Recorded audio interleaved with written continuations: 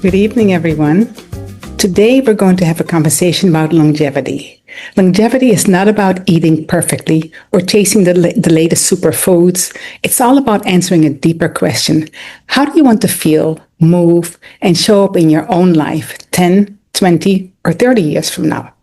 Many people say they want to live a long life, but the reality in our communities often looks very different.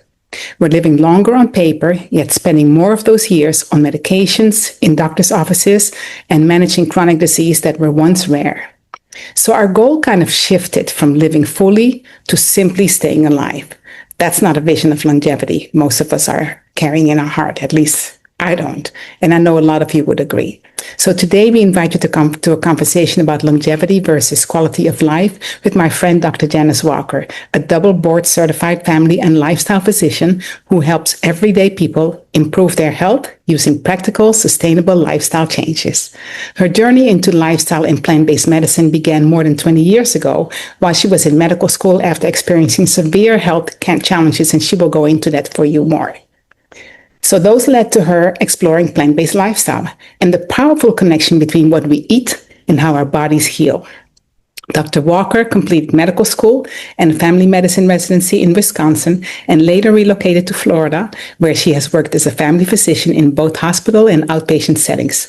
And in 2021, she became board certified in lifestyle medicine. And now she integrates those principles into patient care whenever possible. So grab your favorite cup of tea and join us for a great conversation. Good evening. How are you? I'm doing well, thank you. How are you? I'm doing fine. Can you hear me well? Yes, I can hear you. Can you hear me? Well? Yes, I can. Yes, I can. Thank you for coming on. Thank you so much for taking time out of your busy schedule.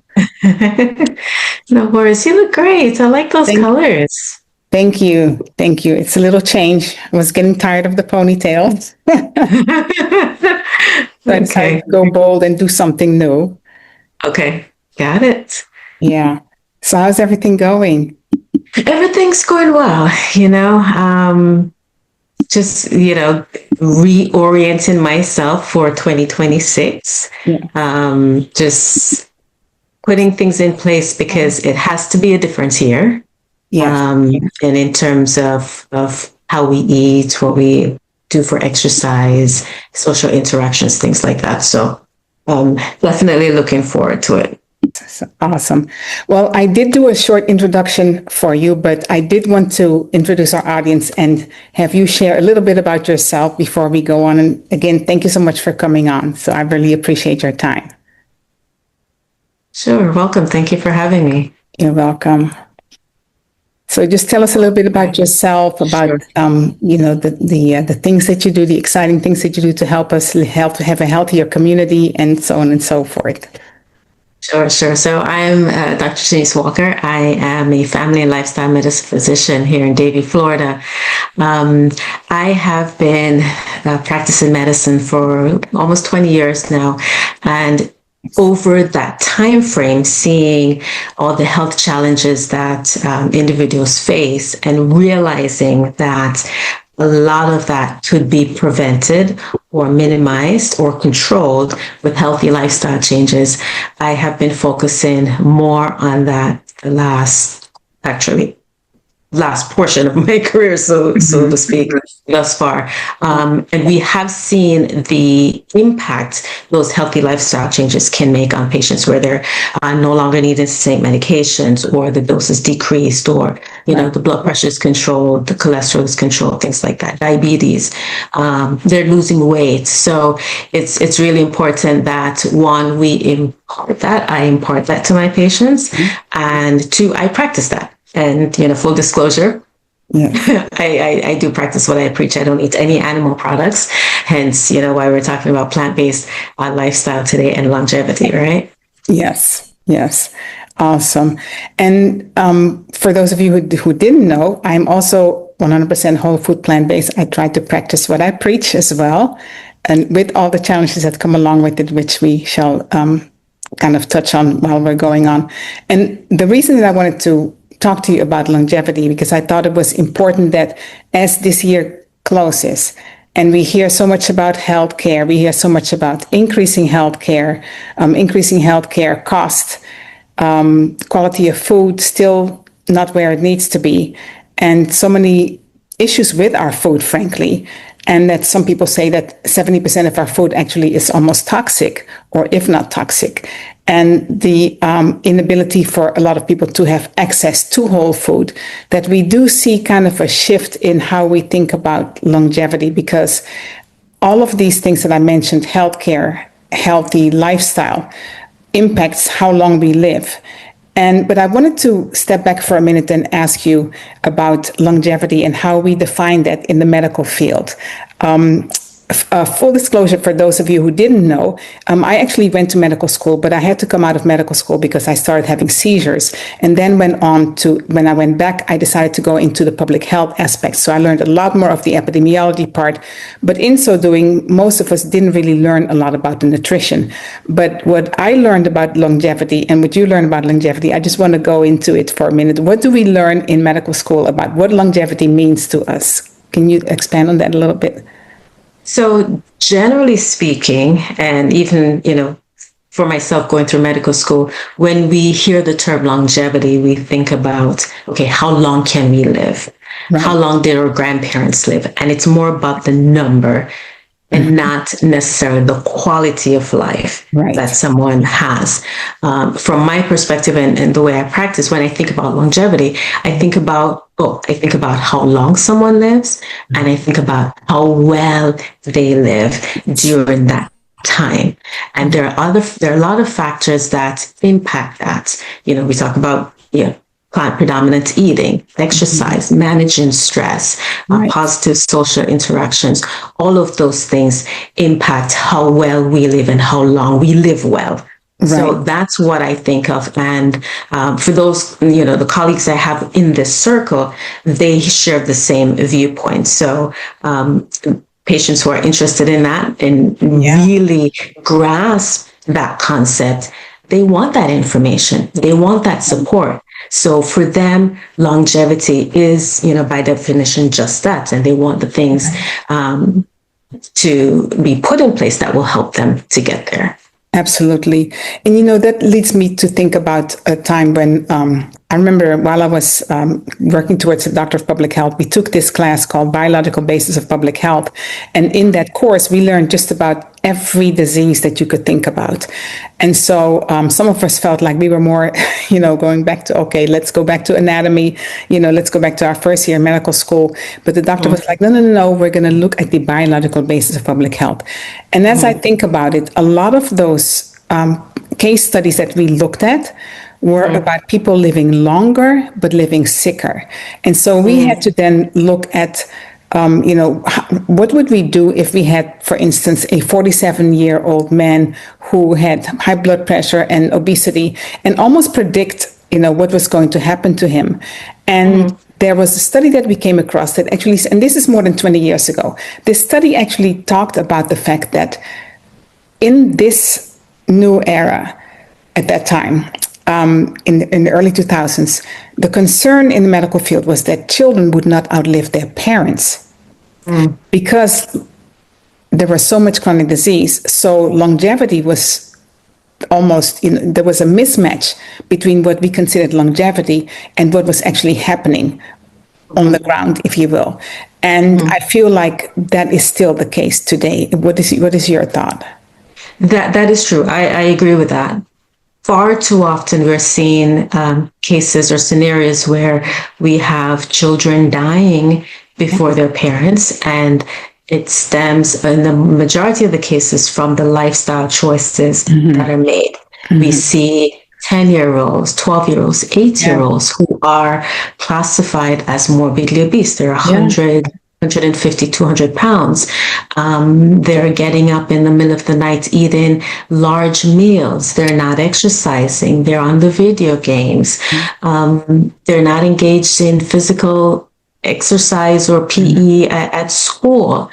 And, that's just the framework, that's the foundation that they have. So you take that child who then progresses to, young adulthood, and the skills or the things that they learned or didn't learn in that time frame is now carried over. So it makes it much more challenging for that person to then say at 25, 30, 35 to make the necessary changes without too many challenges. It is difficult. It is difficult to form a habit.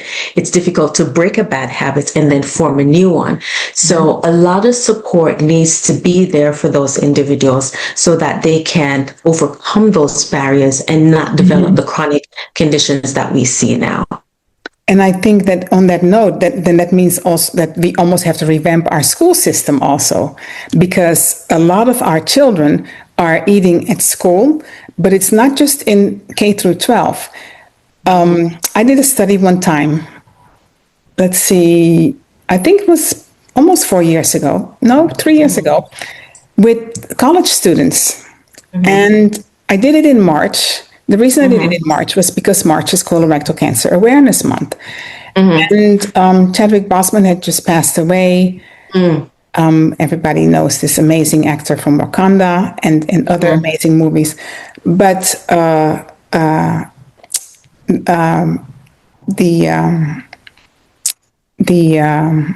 the idea was, let's see if these children actually know, or these students actually understand what colorectal cancer is.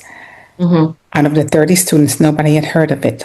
But somebody said, yeah, kind of like, I think my grandmother had stomach cancer, something like that. And that's exactly how they put it. And so I started my focus group with a clip from ABC News. And the clip was suggesting that by the year 2030, colorectal cancer will be one of the number one cancers. Well, it will be the number one cancer among people aged 21 through 40. And I thought, now that's interesting, because we don't start screening for colorectal cancer until we're 45. So if the age group has shifted before we actually start bringing awareness or screening, then we've kind of missed the boat. But then it also impacts longevity, because at the same time, I was asking these students what their lifestyle was.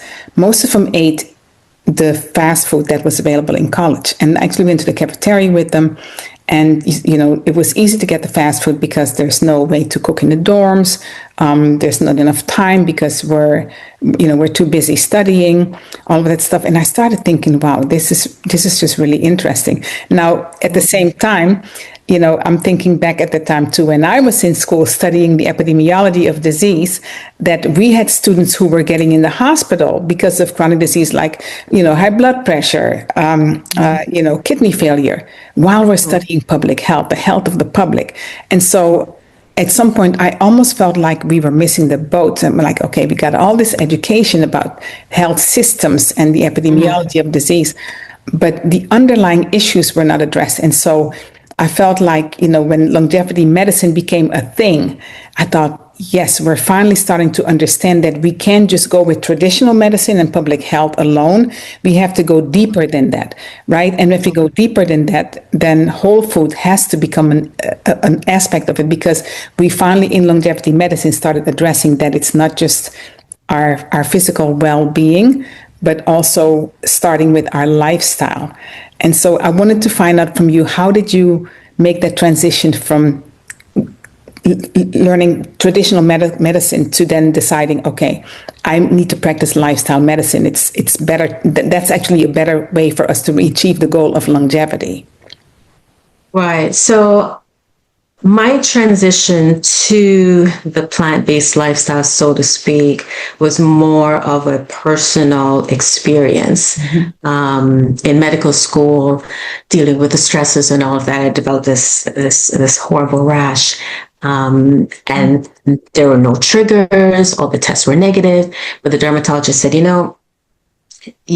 need to take these medications, I got these steroids, and it was just, a weekend treatment, but it was so significant that I couldn't go to class for quite a few days.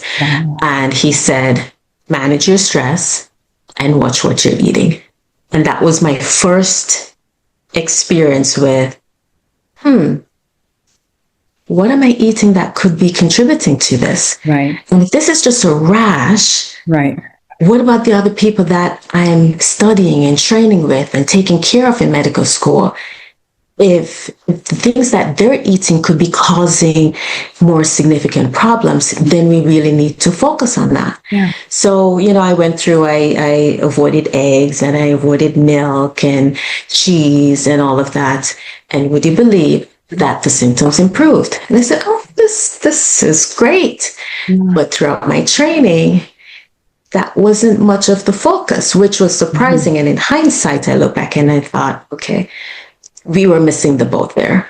Yeah. But again, because of my experience year after year after year and seeing patients who are on medications and really not getting the education, the counseling, the coaching that they need to avoid having to be on medications, avoid developing these medical conditions, I said, let me delve into this a little bit more. And I took myself N of 1 and did my own experiment, so to speak. Could I do it? Because if I'm going to be talking to them about this, I need to be able to be coming from a place of experience where I've done it, right? And so I did the fast, the Daniel's fast, 4 years in a row through church, and went back to my regular eating. I was still eating animal products at the time. I still did focus more so on chicken and fish once in a while. But the 4th year, I went back to eating my regular foods, and my system just said, absolutely not. Rejected it. I got sick, couldn't tolerate it anymore. And months would pass, and I said, okay, let me try it again. Maybe it was just a fluke. And I tried something else, and the same reaction. I didn't even want to look at water because I just felt like I was going to be very, very sick. And so that was the start of it. I encountered others, listened to podcasts, read books, and saw that actually a plant predominant meal plan or lifestyle is really the way to go to avoid some of these things. The diabetes, the high blood pressure, the heart disease, some cancers. I have cancer in my family. There are family members with high blood pressure, diabetes. And I certainly didn't want to sign up for that or do anything that will contribute to that. So my own personal journey led me to that. And I felt great. I was more energetic, even though the schedule was still rigorous. And so when I encountered patients who said, no, doc, I don't want to be on medications. No, doc, please, can we decrease the dose? Is there anything else I can do? I said, you know what? Well, let's try this. Yeah. And I would talk to them about the studies, the research and all of that. And they were blown away that they hadn't had the conversation before, which to me was surprising because I thought, okay, this is what I do. This is what all of us as doctors do. But a lot of patients that I encountered were not getting the information. So they were bright-eyed, ready to soak it up like sponges. Okay, tell me what to do. What can I eat? What should I not eat? What can I do? How do I monitor things at home? So that when I go see the doctor, see you, or see someone else, I am more likely to be able to be in a position to say, no, these are the things that I've tried. This is what works for me. These are my numbers. Right. They've improved. I can come off the medication. And I think that in this time where we are now in 2025, people do want to live better, longer, healthier. But I still feel that people just don't know how. And so to your point, as a doctor, there have to be these tools that we can use in the clinic to help encourage people to not just look at the prescription as the only solution, even though medicine does, prescriptions do have their place, absolutely. But in longevity medicine, I'm glad to see that people are looking more at, these, they cannot be alternative things that we were supposed to do in the first place. It's interesting when we talk about alternative and alternative medicine, and there's actually an agency at the National Institute of Health that talks about I forgot the name of the full agency, but part of it is the name of alternative medicine. And I'm thinking, the things that we talk about as alternative are the things that we're supposed to do in the first place to accomplish the goal of longevity and quality of life. And for me personally, I feel that if you can live a quality of life, then longevity is achieved. But if you have longevity, and as I see in my community, the idea of living longer is living sicker, then you haven't really achieved that goal. And one of the things that really saddens me living in the 55 plus community is to see so many elderly people spending their years after 50 or after 55, mostly at the doctor. And also not only spending the time there, but having accepted that this is what older age is supposed to look like. But don't you think that that's because we didn't get the message on longevity early on? And then once we get to this place of over 50, people say over the hill, whatever that's supposed to mean, then, we just accept that disease is supposed to be there, but it doesn't have to be that way, and that mentality is another thing that I think needs to change.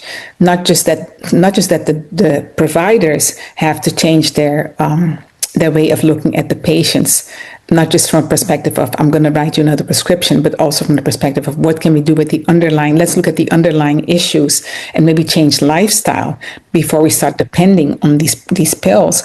But also to how do we educate the masses? Sometimes I'm asking myself, there's so many ways that we can, but it oftentimes you go to a standstill when you look at the numbers and say, gee, we're still not there, and then when you talk to people about healthcare costs, people are more concerned about their healthcare than their lifestyle. Oftentimes, do I need to have this coverage because it's going to happen to me? Something's going to happen, so I have to have coverage. And coverage is important, absolutely. But the fear that we have for coverage is more than the fear that we have for what we put in our mouth. Right. And I think it's a mindset. Yeah. It's a mindset shift that needs to happen earlier. I don't think it's ever too, I don't want to say it's ever too late, meaning at 50 or 60 you can't change, but that person has to have the agency. They have to be empowered. They have to feel uplifted and supported in order to be successful in those changes. It can be done. Is it more challenging than someone in their 20s or 30s or even in their teens? Yes, but it can be done. Mm-hmm. And to your question, how do we help them? What do we do? I think it's important to start early. Mm-hmm. And for those who are coming in at age 50 on up, is to provide the information, provide the resources, and provide the support. Unfortunately, with the traditional system, it's a challenge to do that. Mm-hmm. With the time constraints and the accessibility and the mindset that some patients have where doctors only want to write prescriptions. Not all doctors only want to write prescriptions. Right. So there's some who really want to coach and train and educate the patients to be empowered to take control of their own health and make the necessary changes so they don't have to live, another 20, 30, 40 years. Mm-hmm. Going back and forth to the doctor or to the hospital or not being as active as they would like to be. Right. Well, and that's really interesting because I just went to Panama for 2 weeks and it was an amazing journey. Awesome. And when I was in Panama, I met a doctor there, Dr. Ricardo Duncan, who started a clinic called the Smart Clinic. And he's an internal medical doctor, but he wants to look at the holistic approach first. Before starting to prescribe medicine. And so he is a longevity doctor. He's a lifestyle doctor, right? And so we had this discussion that sometimes people even go to another route where they're saying, okay, in where we are right now, healthcare is a burden. Our life is a burden. I'm not getting any younger. I am getting sicker. So I'm going to move somewhere where life is less stressful and where I have more opportunity, where my dollar stretches a little further. But then what happens is that the lifestyle doesn't necessarily change. It just transfers to another place. And in that place, maybe the dollar stretches a little bit longer, but the conversation we had is that people still come with chronic disease and then they bring that there. And just for a moment, it may seem that, because your cortisol levels drop because you're not as stressed out. So your inflammation may go down and, for a moment there, you feel better. But if you're chronically ill, you still have to change your lifestyle, and that is anywhere in the world, right? Yes. And so I find that this is an issue that's not just a United States issue. This is a global issue that we have to start looking at longevity in a different way than we did before, because we do live longer, but we live sicker. As I mentioned to you, we lived in Abu Dhabi. Same thing there. People are richer, but the richer, the sicker they are, because of the wealth. There's everything available, and there's unlimited food and all kinds of food and westernized food, the standard American diet. And when you talk to people, they're kind of saying, well, this is the way it is. As we get older, we're supposed to get sick. How do patients respond to you when you present more of a lifestyle approach than the traditional medical approach? Some look at me as if I'm speaking a foreign language. Yeah. And I'm taken aback by that, because it isn't. It's the basic. Exactly. Right? Yeah. When I have someone who expresses that they thought they had to live forever on blood pressure medication because it was written, their blood pressure was high at a moment in time, and they don't want to live on medication, so they choose not to take it. But then they don't factor in, or they don't think about, or are coached on the things that could help decrease the blood pressure, so you don't have to be on it. And even if you have to be on it, it's only a short term. Exactly. They're surprised, they're relieved, they feel hopeful. Yes. And it's as if there's this sense of excitement that, okay, there's hope, I can do this. Yeah. Let me try it. Help me. Yes. Help me to get there. Help me to get off this medication, or help me so that I can help my family member, my mom, my dad, my daughter, my child, somebody else who is having an issue like that. And they don't have to end up, dealing with the consequences later on. And, that's really interesting, because if you can help yourself, then you can be there for others. Again, in a community, a 55 plus community, what you often see is that the spouse is caretaker for the other spouse, and then neglects themselves, but their chronic issues that they even had are not getting any better. And so we've even seen cases where one spouse is so chronically ill they're bedridden, but the other one ends up in the hospital. And there's no one who can tell them that maybe lifestyle, if changed just a little bit, not even talking about going plant-based, but just changing the lifestyle, that may help the other person, because people are oftentimes so busy retiring that they're not necessarily thinking about, okay, but how do we retire? Because how you retire has to do with longevity, right? I've had a conversation with my husband about that, when we get older, I don't want to spend my time visiting in a hospital. I'd rather spend time in the kitchen, making the right foods and, making sure that we eat healthy, and going to the farmer's market and going wherever I need to go to eat whole and to eat as clean as I can. And then I've even had people say, well, but even plant-based people die of cancer. Of course they do, because we also have genetics. So, yes, we're not saying that going plant-based and looking at a whole food lifestyle, which, can create more longevity, and that is for everybody the same. No, we're not saying that, because we can't control what's going on biologically. But at the same time, research does show that for the most part, living a plant-based whole food lifestyle does improve or increase longevity, right? Yes. Yeah. Yes, it does. It does. Now, And so it's about getting the word out to folks. Yeah. Yes, absolutely. And so I think that advocacy is important, right? But then how does that translate into action? And I think that's where we talked about before about the health coaching. I think that's where it becomes important that to create longevity in the real sense of the word, that we start collaborating as healthcare providers, that it's not just, okay, I'm going to go to the doctor, and until I have a crisis, I'm going to see a dietitian, or until I have a crisis, I'm going to see a psychiatrist, or until I have a crisis, I may bring in a health coach. If our healthcare system could see that it's not everybody in silos, but that if we all work together, we can improve longevity and we can decrease the burden of healthcare on the government, literally, because it sounds idealistic, but it's really not. In places where they do that, you do see a decreased burden of healthcare on government systems, where people work together to keep the country healthy, and that increases longevity. What is your thought on that? Oh, most certainly. If everybody could collaborate and have that as an integral part of healthcare, then yes, we will see those decreased rates of chronic diseases.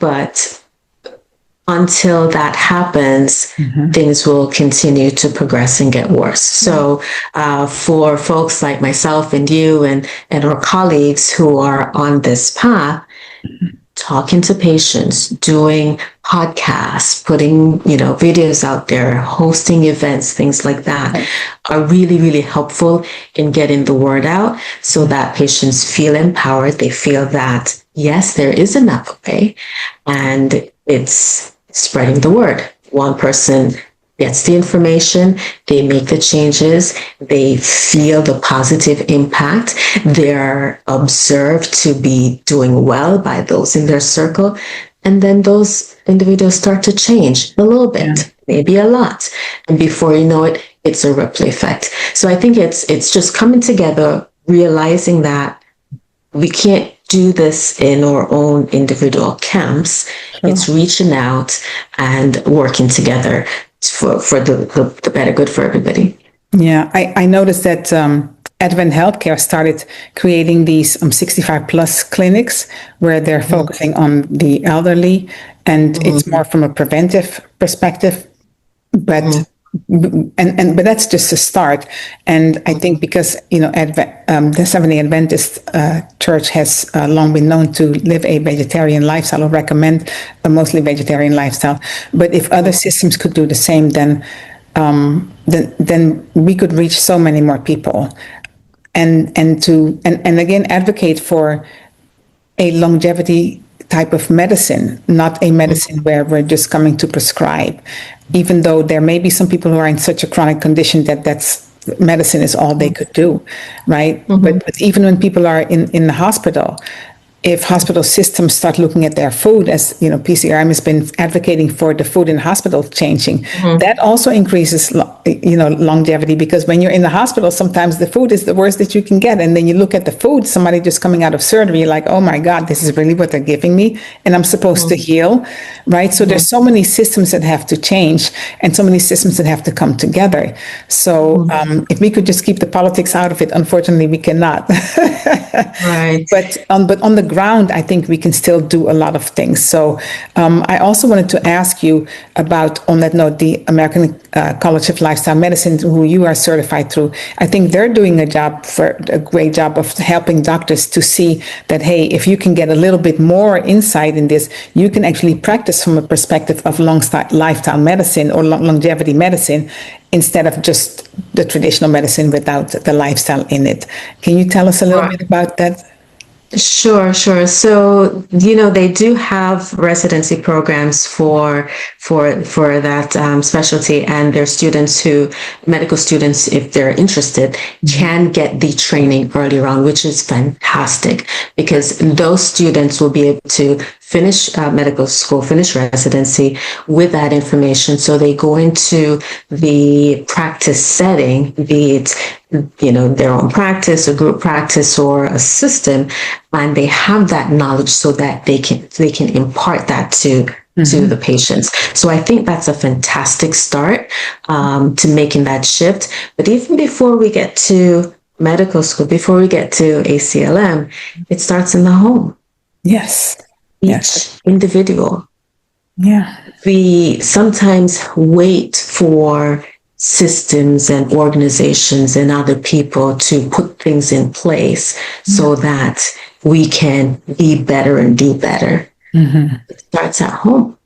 Yeah. We can look at our family members and see who had what condition. Is there a tendency for diabetes to run in the family, high blood pressure to run in the family? Taking ownership and saying, you know what, these are the things that contributed to that. What changes can I make? Right.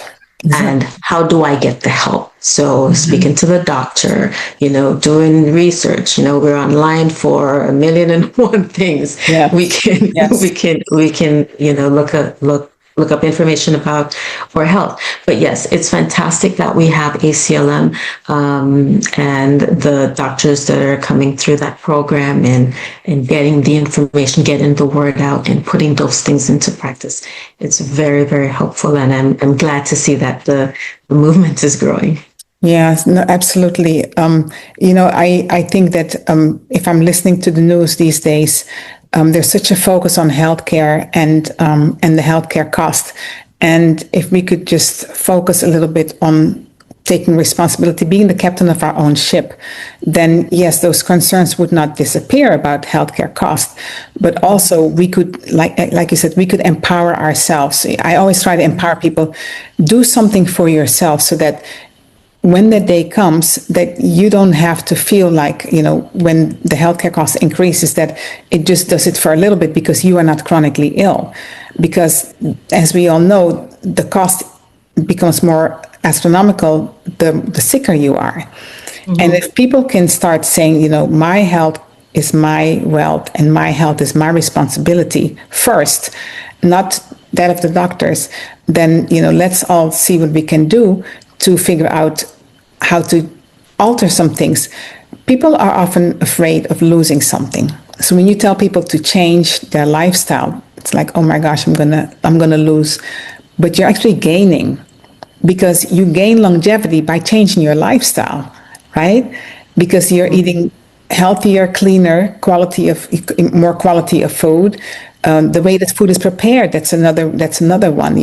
This constant advertisement for fried and broiled and baked and everything just so over processed is another reason why people are not living as long. And if they're living longer, then they're living sicker, because all of it just causes inflammation.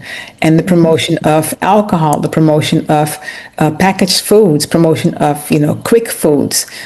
There's when I tell people that I love to cook, a lot of times in my community, it's like, I'm retired. I don't have to do that anymore. But you're not retired from taking care of yourself, right? Exactly. You are retired from that paycheck or the business, working, doing what somebody tells you to do, but not what you're doing for yourself. And so I've often been asked why I love to cook when, why should I cook? It's easy to not cook. But for me, cooking is a form of empowerment. I feel like I'm in control of my health by standing in my own kitchen, because I know what goes in my mouth and I know exactly where it's coming from. And even that, sometimes people look at me like, really? Okay, well, you do what you need to do, go and have fun, but I'm not with it. But this is something that, because of the way that our food has changed so much, it's becoming more important that even in the clinical settings, I think we should encourage our patients to take control of their food preparation, right? Right. And you mentioned something that patients may be fearful of, giving up something. And it's definitely harder when that approach is taken. I find that patients are more receptive when we say, okay, just add a vegetable, right? Add something else, add another fruit this week, add another vegetable this week. And before you know it, in 3-4 weeks, you may be now eating 2 or 3 vegetables a day, 2 or 3 fruits a day. But we know what happens behind the scenes. The more fiber they consume, the less likely they're going to have room for the other things, because the fiber fills you up. So they will sort of by default start to have less of the things that lead to or contribute to the chronic conditions they may be experiencing. Exactly. I remember I had a person one time come to me and say, "Oh, I have been so constipated," and I said, "Well, tell me what you eat, and they were eating maybe a couple of days plant-based and a couple of days meat and fish, and I said, "Well, how about if you add some flaxseed?" And he said, "Oh yeah, I have flaxseed in the closet." And I said, "Okay, there you go. So just sprinkle it on your salad, or have it in your smoothie," and it worked.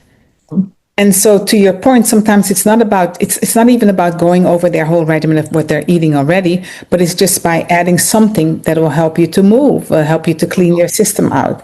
And I like to say try to meet people where they are. Exactly. So I also think that people become intimidated when they come to you and they think, okay, well, she's probably eating healthy, so now I have to be perfect. And I always tell people we are not working towards perfection.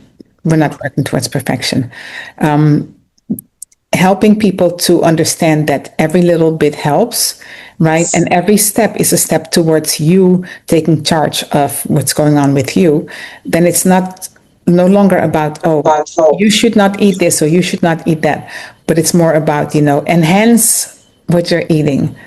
And in enhancing that, with whether it's flaxseed or some nuts or hemp seeds or whatever, I find that people become more receptive to your point. I really do. Yeah. Yes. It's progress over perfection. Yes. And it allows them to be a little creative. It does.